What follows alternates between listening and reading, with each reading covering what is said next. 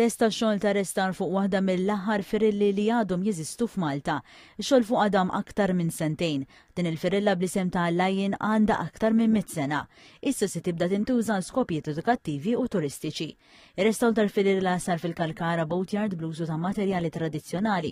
Ibnew ukoll mill-ġdid il-qluħ tradizzjonali li tissejjaħ tarkija li kienet kważi qebet mill-ibħra Maltin.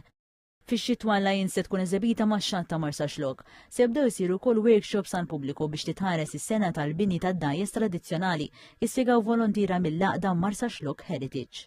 Aħna dejjem minna l-xhur u d-dajjes tradizzjonali jiffurmaw parti mill-kultura u parti mill-identità tagħna l-Maltin u għandna nieħdu ħsiebhom u nissalvagwardjawhom. Jiġifieri dal-proġett kien l-ewwel case study fejn dajsa bħal din li kienet abbandonata salvajnija. Din l-inizjattiva saret ukoll bis-sem tal-Awtorità Maltija u Heritage Malta.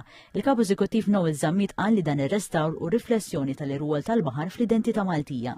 Permezz tal-proġett tal-Mużew Marittimu ta' Malta fil-Birgu li jinsab fiċ-ċentru ta' restawr massiv li issa jilħaq il-qofol tiegħu. Tal-istess firma l-Kap Eżekuttiv tal-MTA Carlo Mikallef li qal li l-preservazzjoni ta' parti mill-istorja marittima tal-pajjiż se toħloq attrazzjoni unika li tejjeb l-esperjenza tal-viżitaturi f'Marsa Xlok.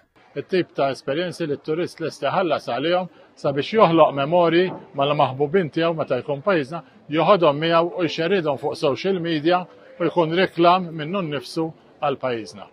Il-Ministru għat-Turizmu Joe Etienne Abela qal li Marsa Xlok huwa wieħed mill-aktar il-ħura emblematiċi ta' pajjiżna u proġetti bħal dan isaħħu l-karattru distintiv tiegħu. Il-Ministru għall-Arti Melkem Pola Ġużgali qal li kull dajsa tradizzjonali jiġbiha ħajja tas-sena tal-ħila u tal-mod ta' ħajja li sawru lil poplu tul is-sekli.